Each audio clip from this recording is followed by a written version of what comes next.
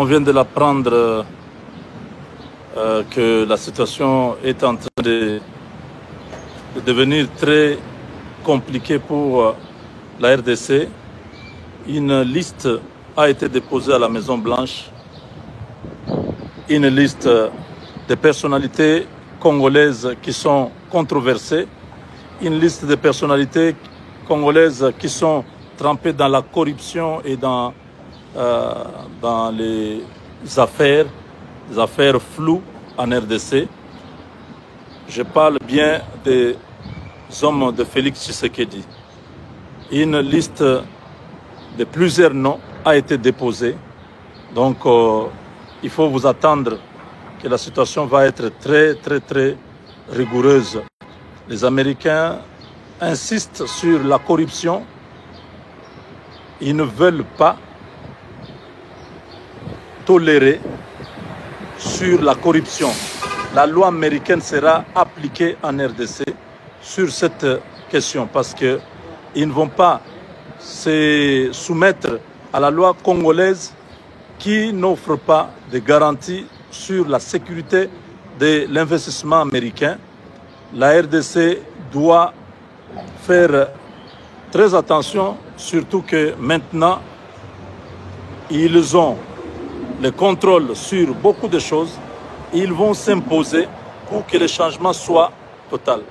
Le président Tshisekedi n'est pas mauvais. Il est bon sur le plan de la démocratie, mais sur le plan du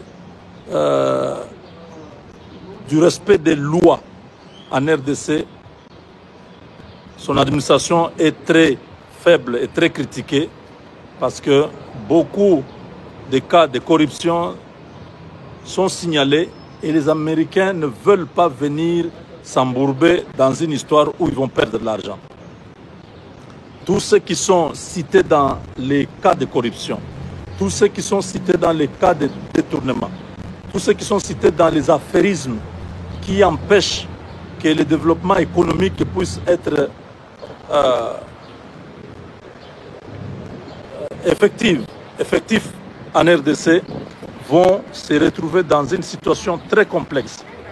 La liste a été déposée, donc on va poursuivre beaucoup de gens et la RDC doit apprendre à partir de maintenant que l'armée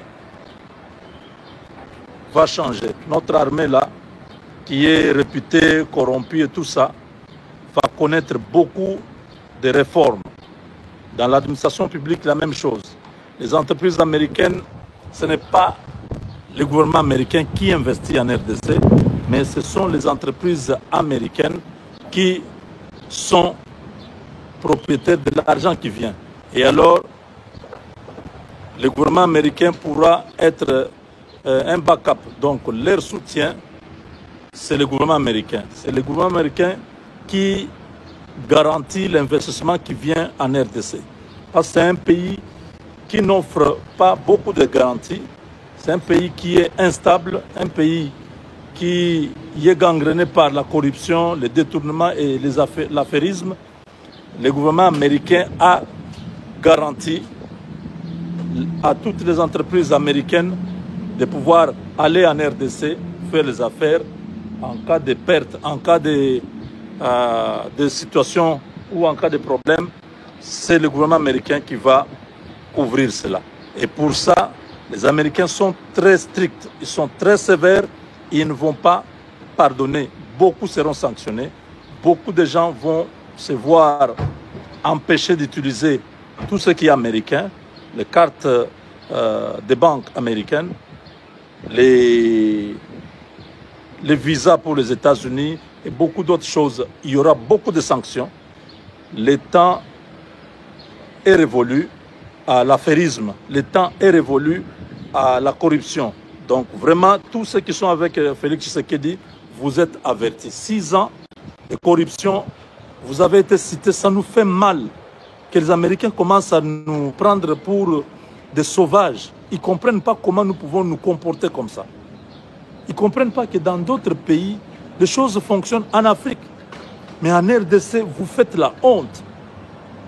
Un petit truc, vous êtes dedans, il faut qu'on vous puissiez corrompre, il faut qu'on puisse vous corrompre. Un petit truc, vous devez avoir vos pourcentages, vous devez...